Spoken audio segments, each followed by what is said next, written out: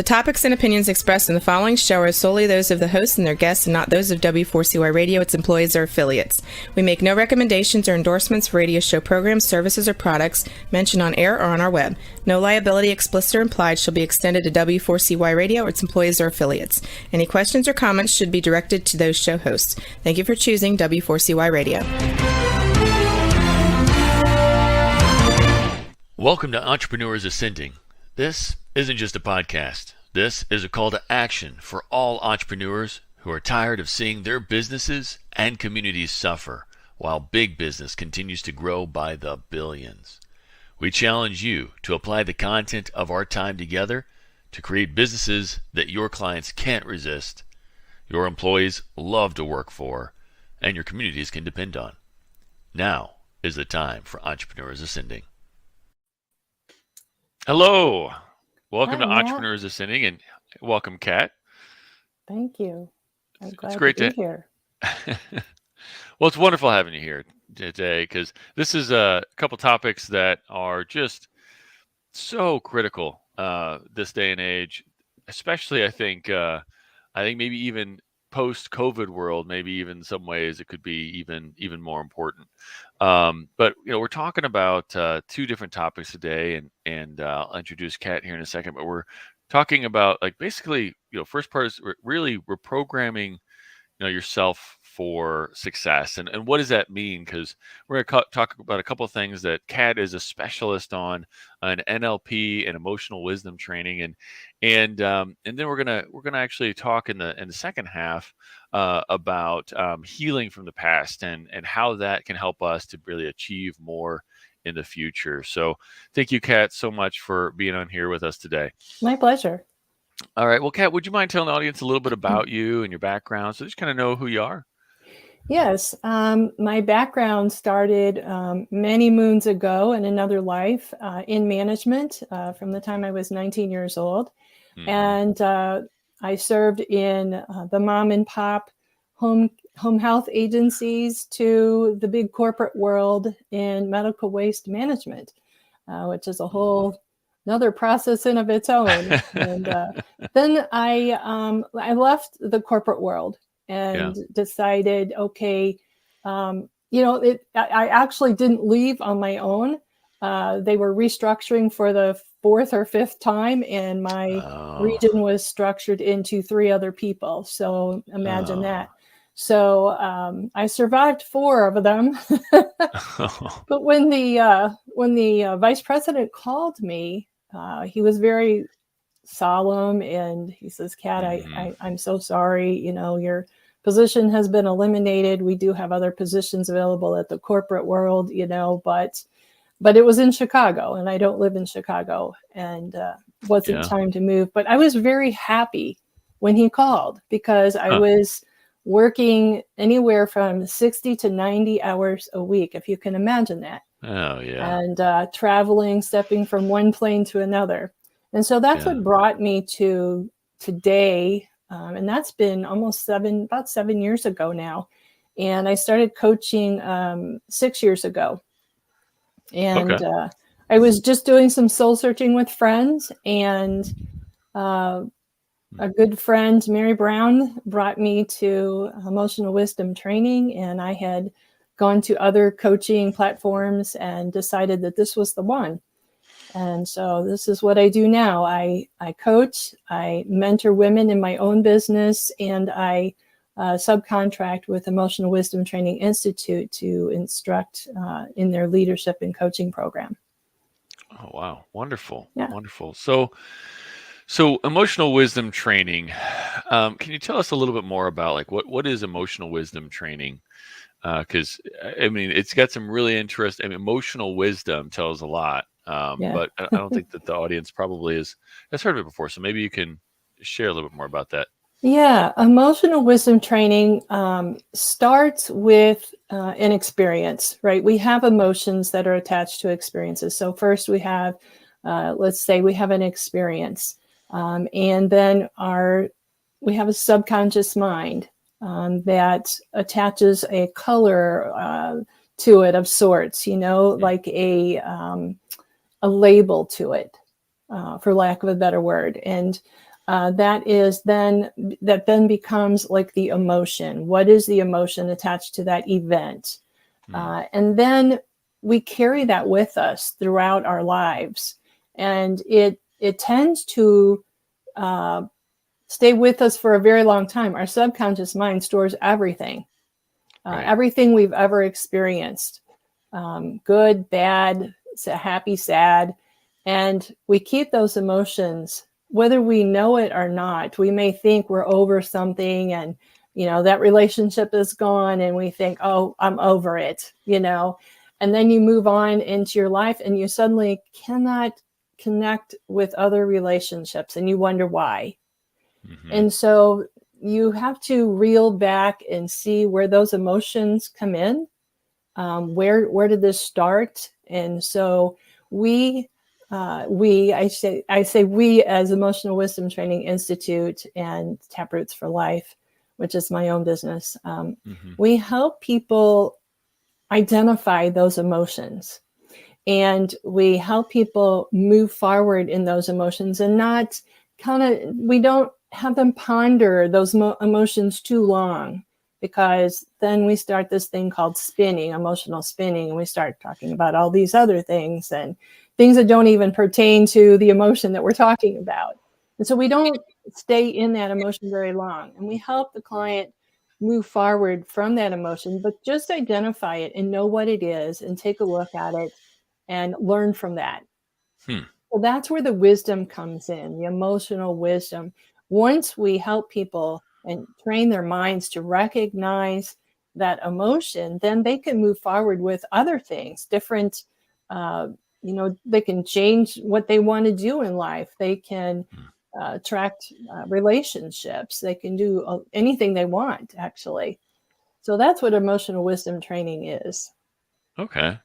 So kind of learning and understanding, what the emotions you have are and what they're tied to, I guess. Yes. What kind of experiences in life. We attach emotions to everything. Everything. That's who we are as humans. And then how does that relate to NLP or neuro-linguistic programming? Or I guess first, does it relate to that? And then I guess we should kind of explain that better. Yeah, it does. It does relate to that in a lot of ways. So you hear the acronym NLP thrown around a lot these days with coaching, and everybody's like, "Oh, I want to, learn NLP." NLP simply is neuro-linguistic programming, and what it means is that we all have programs running in our minds. That's our subconscious mind that collects all of the emotion attachments. And so we all have programs running in our minds. And the neuro-linguistic is the language that comes with those programs. It's language we heard from as far back as before we were born, when we were inside the womb of our mother. We could hear people talking outside the womb. Whether we knew what they were saying or not is another thing, but the tone, we picked up on the tone and the level of sound. And from the time we're in the womb and forward, we learn language. And I've even learned most recently with neuroscience that we learn this genetically even. And so we can even carry some of that language forward genetically, and they call it epigenetics. And so NLP is, that whole term means that we have programs running, and it's the language in our minds. Now, there's another side of NLP, and neuro-linguistic programming is, it could also mean the practitioner involved with that.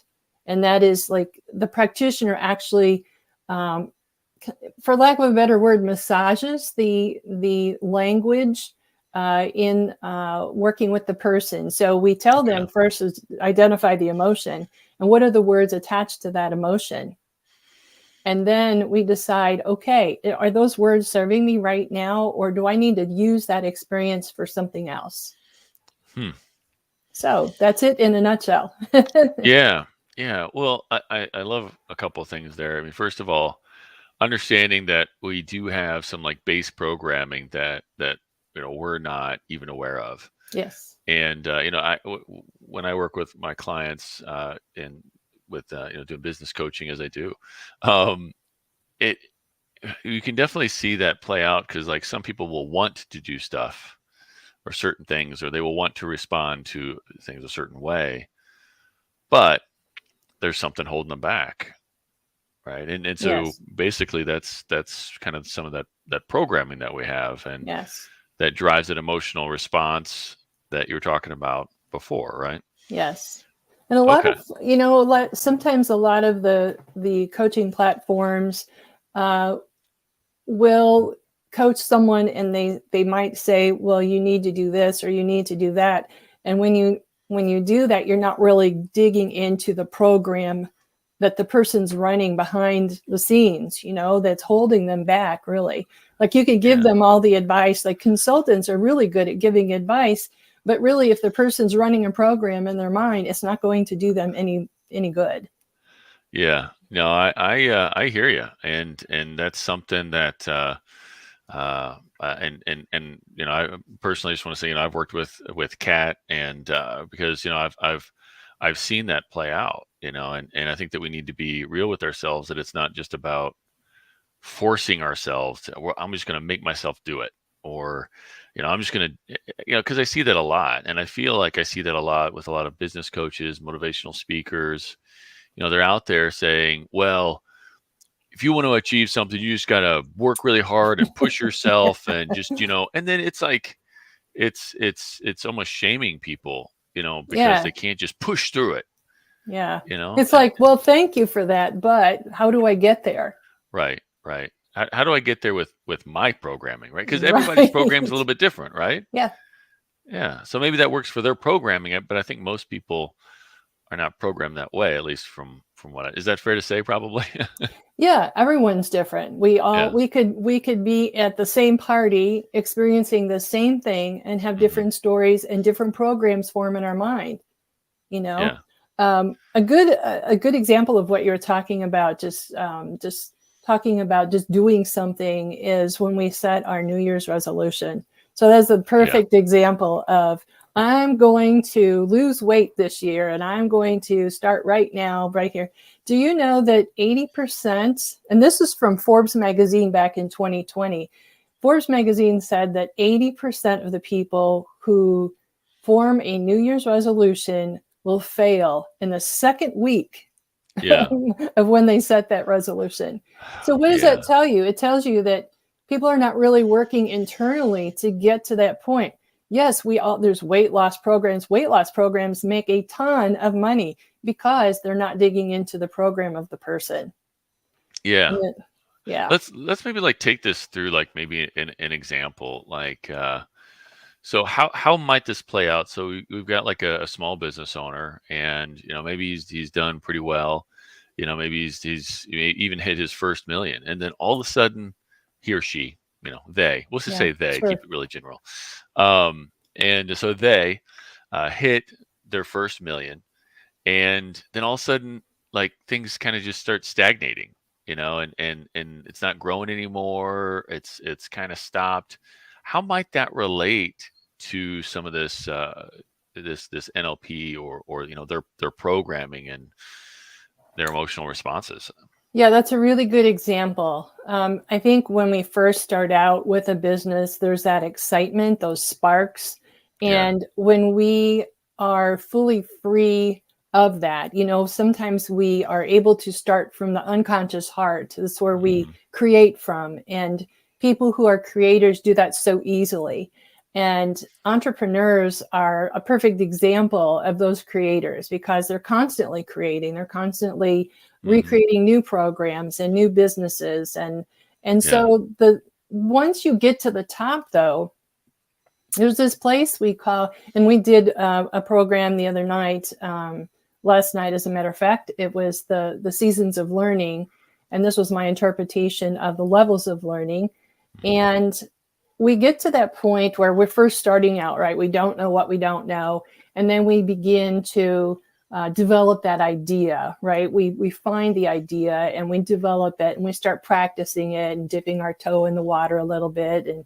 and working with it. Okay. And then we get to that third level of, wow, I've got this, I'm really going for it. I'm making $1 million right now. And this is the best life I've ever had. And then we get so caught up in the language of what's going on around us that we forget where we started. Like we kind of lose that momentum, right? And so that's the danger zone of, we lose the focus of what we started doing this for in the first place. Yeah. And a lot of entrepreneurs start, very successfully because they're doing it from their heart. They're doing it from what they want to do, not what other people want them to do, right? And that's the mistake we all make. We get caught up in that, we wanted to do this for us and bring ourselves to other people to help them.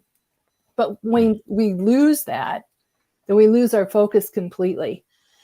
And we go back to that old language again of, I'm not good enough. I'll never make this. It's, all those things that we tell ourselves. And so you have to start over again and find that point where I call it where your roots land. And am I at the beginning point where I don't know what I don't know? Or am I at that point where I'm just still figuring things out? Or am I at that point where I've gotten used to this so much that I'm bored? I've lost my focus. Could be bored. Yeah. Yeah. And I've seen it too, like where it's kind of like, they want to hit that 10 million, but they just kind of keep, I guess, kind of playing some of the like you're saying, kind of that old programming, maybe some of the stuff that maybe got them to their first million, but that's not necessarily always what'll even get them to the second million. Have you ever seen that as well? Yes. And there's a whole language around money too. Yeah. We all experience different hang-ups about money, and we also experience joy with money. And we have to examine that. It's a good exercise to examine how we feel about money. And a lot of it has to do with how we grew up. Yeah. How did our parents view money? How did they talk about money in the home? And so that language embeds itself in our mind and it stays there. Yeah. We gave that money a certain meaning. And so we have certain emotions around it as well. Exactly. And certain responses. So I think in the book, Secrets of the Millionaire Mind, T. Harv Eker calls it like the money thermostat, basically. Yeah. Like, there's an internal money thermostat that says, okay, well, if you reach a certain point, like it's like your subconscious will kind of start doing some things that will keep you from exceeding that, because that doesn't feel right. Like that's not what we learned about money. That's not where we learned who we are, what we're capable of. Right. And it's even things that we grew up with. It may not even pertain to money. But we use money a lot of times because it is such an emotionally charged word. And so sometimes it doesn't even, like I said, have anything to do with money. It has to do with, I'm feeling inadequate. I'm not doing enough. Yeah. I need to do more. So when we hit that plateau of making a certain amount of money, we then get a little uneasy about it. It's like, okay, now what's next? Oh, I got to get there. I got to get there. I got to do this and I got to do that. And it's like, really chill out, it's chill out and listen to your mind. Well, you, as you're talking there, it also, something that flashes in my mind too, is somebody working really hard to get to a point in their business, whether that's their first 100,000, their first million, but just like they worked really hard. And so they think, I got to work really hard. And so sometimes that might even play out where it's like, they still can't delegate and they don't know how to empower other people and lead other people to be successful. And so they still hold on to too much of it, and they're trying to control too much of it or do too much of it themselves because they're still playing that program. Like, I got to work harder. I got to do more. Yes. Well, and I most of my clientele are women entrepreneurs. And so you can imagine the emotions and women especially work with their emotions all the time. But one of the things that we recognize with entrepreneurs is that, yes, they've developed this wonderful service or product, and they hold on to it. It's like their baby, and you don't want to let it go. And what happens then is they lose track again. They lose focus of what they're doing this for, and their intuition is not working. They're not working with their intuition and trust, and that comes from themselves too. They learn, to trust later on. But I find that with entrepreneurs, in that, once they get to a certain plateau, they also kind of lose this trust in themselves. It's like, I got here and now I need to do all these things. And you really don't have to work that hard at it if you keep that focus and keep aligned. And what I mean by aligned is there's this, when I talk about experiences, we're using our conscious body. We experience things with our body and our senses. And then with our subconscious mind, we attach that meaning to the experience.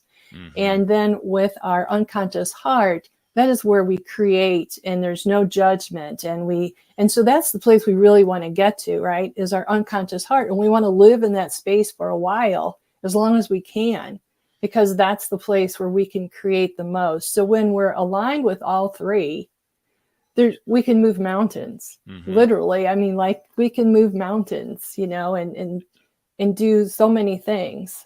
Yeah. So again, if you can hit them up, what are the 3 levels again? Just to quickly summarize them again. Yes, the 3 levels are the conscious body, Okay. the subconscious mind, Okay. and then the unconscious heart. Okay. Yes. Awesome. And so it's just so people kind of know what's the difference between, because, like, I think people have heard the term subconscious and unconscious.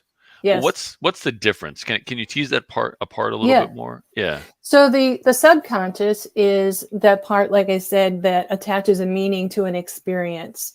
And a lot of times we attach a meaning to that experience and it sticks. It'll stick forever. So, for example, if we, let's just say we failed at making our 300 game in bowling, right? We failed at that. And so every time we go bowling now from that day forward, we're going to think of that. Oh my gosh, I'll never make it. I'll never make it. So you really don't, because that language is working within you. Yeah. Right? It's amazing how that language works.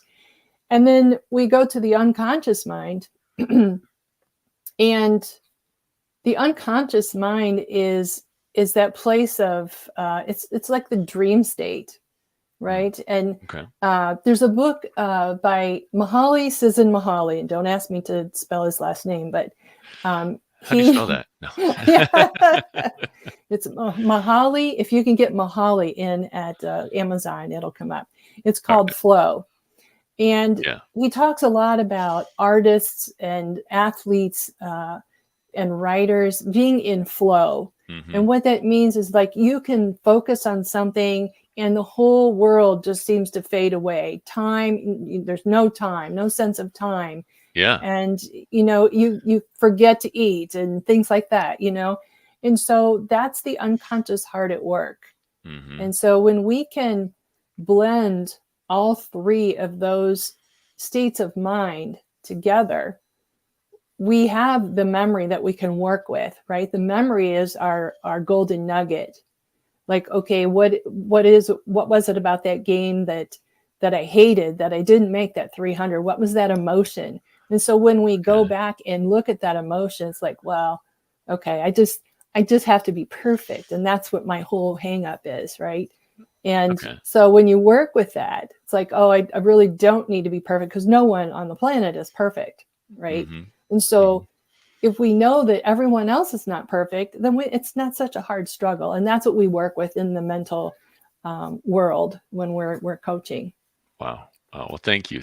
So, we talked about NLP and emotional wisdom, and that programming that we all basically have. And I think, we have to run the sponsor real quick here for a second. When we get back, I think we'll tie this in quite a bit to the next topic, but it's the shift to focus into how healing from the past helps us achieve more in the future, and what we can do about that. So I look forward to that second half. And Jason, can you go ahead and run the sponsor? Have you been suffering from chronic pain, disease, or sleep disorders? Did you know that 75 to 90% of disease is caused by inflammation in the body? The sad truth is, most doctors just treat symptoms rather than finding and fixing root causes of inflammation. If you want to fix your health problems, then finding and fixing the cause of the inflammation is a must. It's time to demand this for your health care and start living life to its fullest again. Book a discovery appointment with the Functional Health Team founder, Dr. Flory, to get your answers ASAP at www.functionalhealthteam.com. All right, and we're back. Kat, you know Dr. Flory, right? I sure do. Yeah. I love Dr. Flory. Yeah. He's got a lot of wisdom about the body and the health. Very and intelligent. Yes. All right. So I'm really excited about digging into this because I think in society, it's kind of like we're taught just to just push forward. I mean, we were kind of talking about that before, but in a way, it's like just move on. Dust yourself off, pull yourself up by your bootstraps, and just keep pushing, right? Yeah.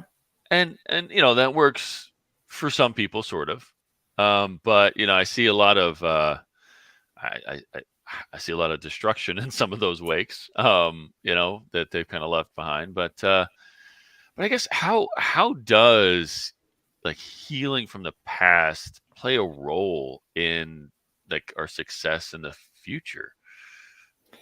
Well, again, it's those attachments to the events, and there's events, incidents, and accidents. I should explain that further. So an event is something that happens every day. We get up, we brush our teeth, we go to work, and those are things that we expect to happen every day. Yeah. And an incident is, okay, we're driving to work and someone cuts us off, and it's really not this big deal, unless you're in an emotional state, right? And so that's an incident where someone just cuts you off, but it's really not earth-shaking, right? Yeah. And an accident is something we totally don't expect. A rock drops on our, a boulder drops on our car, we don't expect that. And with knowing all of those ideals and explanations of those, I should say, we attach an emotion to those, right? And so our attach, and this is where the healing comes in. When we are in, say, an accident, do we react or do we respond? Right? What's the difference? And when we react, we might be screaming and crying and running all over the place, and the policemen come and they can't get control of you, and you're just crying and you can't even get an explanation out of what happened, and so that is a reaction. That's what we call emotional spinning, where it's just out of control. Another type of spinning is when you're having a conversation and you are focused on one subject, and the person that you're speaking with starts talking about the cat at home, and they start talking about, well, the cat did this yesterday, it was so cute, and they start talking about something totally different, unrelated to what your subject is. And so that's another form of spinning. Okay. Another form. So we shouldn't necessarily just take that personally. Is that what you're saying? That's right. Was I really boring right there? So, all right, continue. That's right. What's the next form of spinning? Yeah, the next form of spinning is what you just said, taking something personally. Oh. Like, okay. Oh, that's reacting, right? That's reacting like, how dare you say that? Did you hear them say that? And then they start a gossip session and they keep going on. And so there's these different reactive methods that we use in order to push things away. We push things away. It's this state of mind that we don't want to deal with right now. And when we don't want to deal with it, then we push it in the closet until it comes up again and we react again. Okay. And so the healing part is we take this through a progressive way of speaking, conversation. And the conversation is structured. And the structure for healing, especially, is called timeline. Okay. Excuse me. You're good. And timeline is an exercise that we do with our clients, and we walk them back in time. And there's different methods. And the method we use is disassociating from the emotion, right? And so I use a technique called up on the roof. And so I take the client virtually, and we go up on the roof, and we're gazing down at all the incidents that happened throughout their life, all the events. And we ask them to light up all of those events. And it's a very quiet, low tone voice when we use that. And so it is actually a hypnotherapy session with the client being awake. And so the client can walk all the way back, like most people can walk back to when they were born. And then we start talking about the emotions. What stands out? What do you notice? And that is a part of the healing process. It's just recognizing what happens. And then when we find the emotion, that is a part of emotional spinning. Okay. And so we walk them forward to realize, okay, this is what was happening back when I was, say, 5 years old. You know, for example, I can give you a really good example, a personal example. When I was 5 to 7 years old, my dad used to come home, and he would lay on his back and like a bug in the air with his hands and feet up in the air. And the three of us children would go taking a running leap and land on his hands and feet.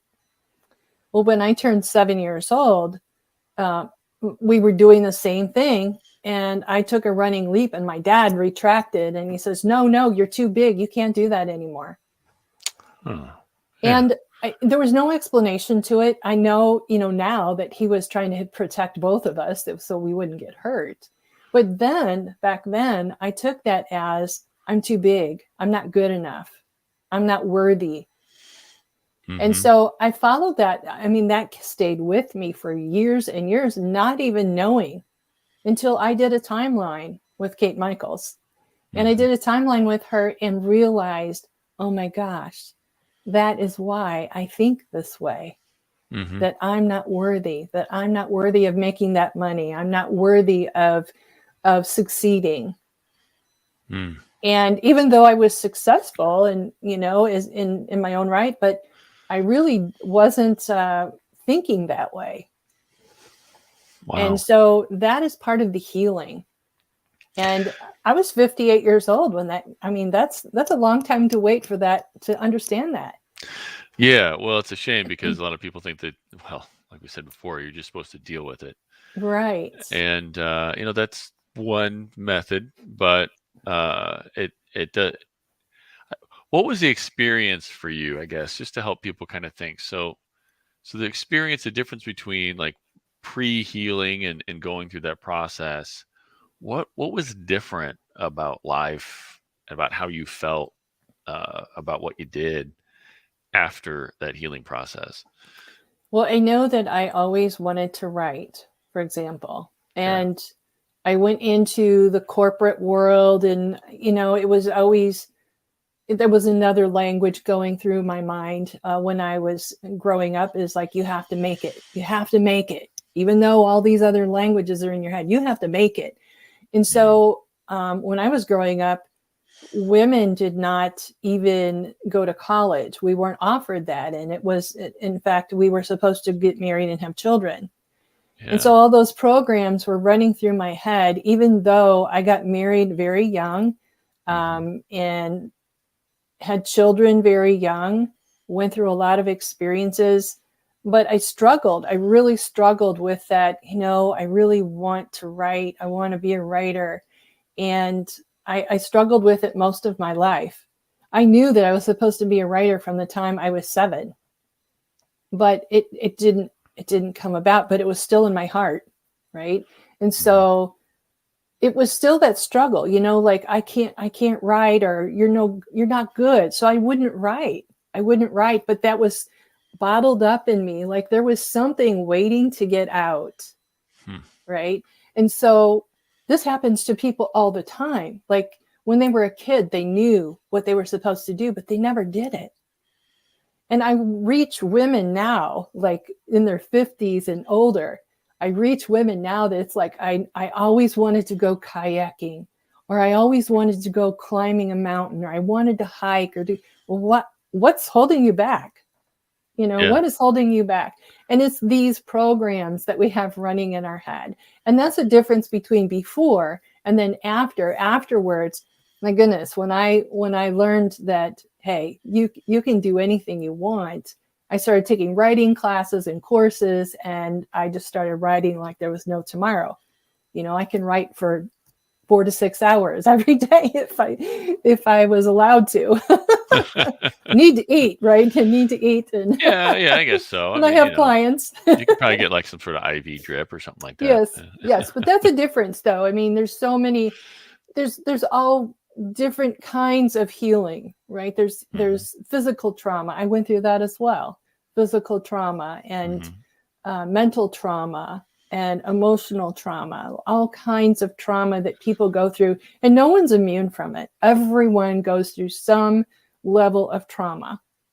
And so it's great to have this coach in your corner to walk you through some of these things to help you get past it. So you don't have to live till you're 58 to figure it out, right?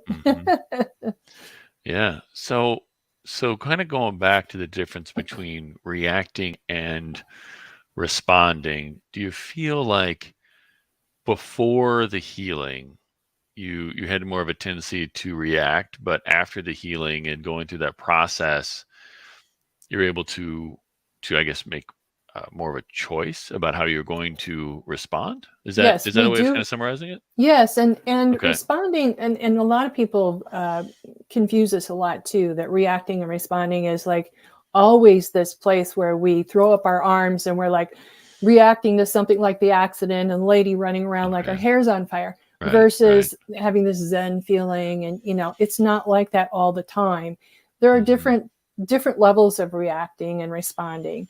And so reacting would be, okay, there's this voice in me that says I'm not good enough. That's reacting.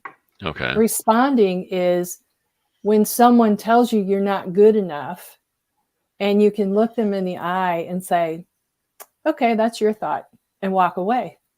And not have this, like I have to respond to what they're saying to me. Or, in the industry, in any industry, right? There's such competition. And the people that struggle the most are the ones that are struggling inside. Yeah. The leaders are the ones that they lead through their own example. They don't worry about what everyone else is doing.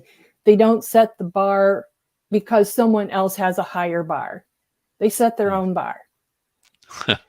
Yeah, it's interesting because, and I think I've brought this example up in previous episodes, but it's interesting to look at it in this perspective because I had a client, and I asked him, why did you start your business? It was interesting because he took it with, well, because I worked for a jerk and I wanted to create a business that was better than working for the jerk, and I'm like, so you set the bar of not being as bad as that jerk in terms of your leadership? He's like, oh, yeah, I guess so. Well, the idea would be what is it about the jerk that bothers you so much first? Sure. Yeah. What makes the guy a jerk? Because that's your language saying that guy's a jerk. Right. And so you try to figure that out first. And I had to do that too. I had a very overbearing boss who just ran numbers and didn't even care about the people. In fact, he called people names, and it was just a terrible example of a leader. Yeah. And I went to a coach who did not do NLP or emotional wisdom training, and she mostly analyzed personalities. And she's like, look, she goes, you're just going to have to kiss it up to this guy. And it was very difficult for me to hear that, because I had to work with myself, and I had this, okay, what is it about this guy that you hate so much? And I hated that he wasn't kind, and that I'm an advocate for people who aren't treated well. Right. Yeah. I will, I'm like the mother, bear with her claws out. And that's something I don't tolerate well, is a lack of kindness in people. And so I will stand up for them. But that is a program that I run. It's like, don't tell me that you're going to take this guy out because he had a bad attitude, or he didn't find out why he had a bad attitude. Yeah. Find out what's going on there instead of just firing him. And, so that was my experience with, like learning to deal with people who are very competitive. Mm-hmm. And the example that I set then was, you work with the people first and the rest will come. Mm-hmm. That was my response to that boss. So it was interesting. You said kind of first looking at, okay, so why is that person a jerk, right? And what makes that person a jerk? I mean, in your eyes, because it sounds to me like once you start to kind of identify what that is, it helps you to put some language to it, I guess. And you might be able to work with that person after you figure it out. Like you become a team player then more than you were before. Well, what I love about thinking about this stuff as like a leader or even a team member is that to realize that everybody kind of has their own programming, and something happened in their life with this person that made them think that they had to respond react to stress this way, calling people names, pushing people harder, being a jerk. Yes. And so if somebody has some awareness, how do they use this awareness to take those steps with somebody like that? Like, how can they open the door and for that conversation, or what should they do? Yeah, that could, in a corporate structure, that might be challenging in a way. You have to start with your executives, of course. You have to start at the top, and they have to have the buy-in. They have to have the buy-in to a program that does that. And I can tell you, I was involved with a very large company, worldwide company, where we had continuous improvement groups that would come, and we would, do our continuous improvement projects in various locations. And so I was a part of that, but we rolled out this positive mental attitude thing, but it wasn't no one was being held accountable, and it was just kind of went all over the place. And so when you work with corporate executives, you really have to get their buy-in and to tell them what it can do for them. Tell what it can do for them, because that's what they need. That's a subconscious mind needing some information. And so when you help them with that, then you should be on your way.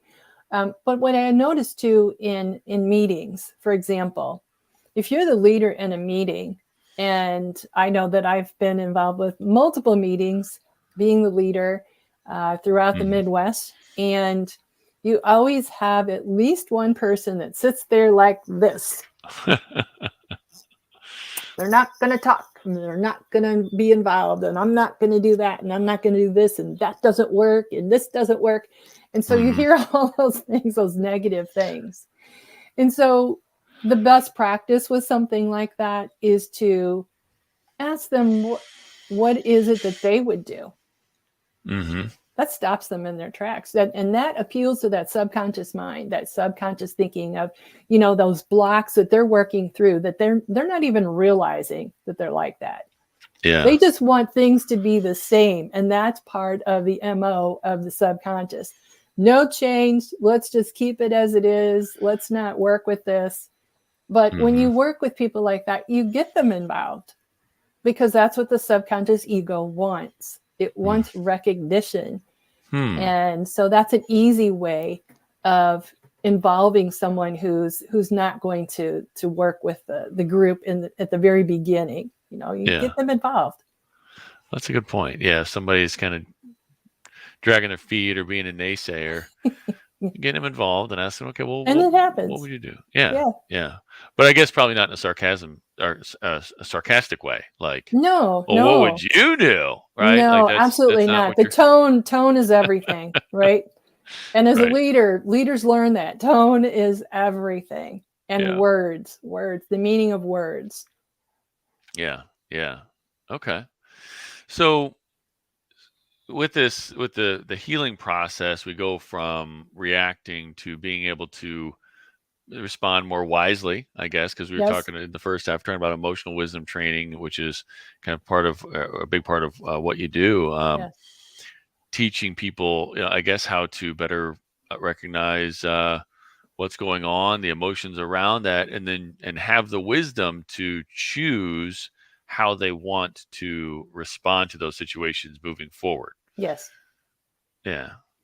And I often see a lot of people, though, like they really beat themselves up about the things that they did in the past, Mm-hmm. the mistakes they made, and how can we kind of heal from that to let that not be an anchor to us?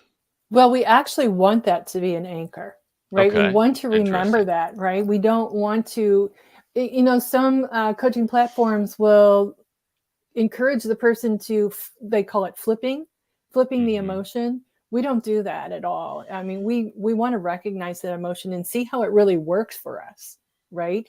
If we're Okay. saying we're not good enough, then what are we not good enough at? Let's talk more about that, and let's dig into that, and we can realize that, the things that I wasn't good enough are the things that I have the most empowering ways of doing, because I kept saying I can't do it, but I was doing it. And most people learn that. It's like, well, you're already doing that. And so we use that to empower people and learn to build their stories. We have a course right now going on about the art of telling your story.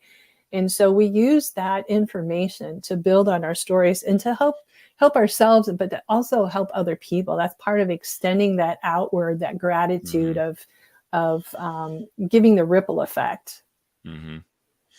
Well, and what I often see, and we've only got a couple more minutes left here, but I think what I often see is that people will, I guess they don't look at how those emotions that are tied to the mistakes of the past or the failures, or that how some of that serves them. And once they can, I guess, recognize how the emotions or those decisions serve some of that programming, then they can use that to make different decisions and more wise decisions in the future. Is that a fair way of saying it? Yes, but and most people can't do that alone, right? Yeah. They have to have someone walk them through it, and you can't do it in one session. There's this, most often it takes about 8 months, and this is another Forbes quote, that it takes about 8 months to form a habit. Yeah. And so a new habit, right? We can reprogram ourselves to form new habits. Right. And it's a healthy thing, because it starts neurons in our brain, new neurons, and it creates a healthy brain. Yeah. And so you have to really engage in a program in order to get through all of that. It's a lot of stuff to pack up and take with you in the future and in the present, right? Yep. And so you have to unpack it and check it out and see where you are. And there's always a good guide, with Emotional Wisdom Training Institute. We have coaches that do all of that. And yes. Well, that's a great point. Well, how can people get a hold of you or find you out there in the world? So I am a subcontracting instructor for Emotional Wisdom Institute. Emotional Wisdom Training Institute, I should say. And you can contact me at my phone number at 314-359-2467, or you can email ewti.studentcenter@gmail.com, and that's through the EWTI. And that is Emotional Wisdom Training Institute, and we train coaches, leaders, and anyone that really wants to work on themselves. Awesome. Awesome. Yep. Well, thank you, Kat, and Welcome. have a lot of respect for you, and appreciate all that you've done to support me, and as I go through some of that You're most training as welcome. well, and all that. Most So very welcome. very powerful stuff. Yes. So, and thank you for watching. Again, this is a call to action. Take what we've talked about today and apply it in your business and your life. And feel free to reach out for more. Yes. We I have can help you. classes She can running help all you. the time. Yes. She can help you. Sorry, I guess that was weird. All right. Thank you so much. Have a wonderful day. All right. You too. Thank you, Matt. Thank you for being with us today. But now is the time to put what we talked about into practice. Remember, your family, employees, and community are depending on you to rise up and win. The great news is you're not alone. You're part of a resurgence of entrepreneurs who are ready to take their business, life, and impact to the next level, and we're going to do it together. This show is powered by Time for Success, where we help business owners every day who want more freedom and wealth while building a legacy of positive impact. Please follow Time for Success on LinkedIn, Facebook, and YouTube for more helpful strategies and tools for creating the business and life of your dreams.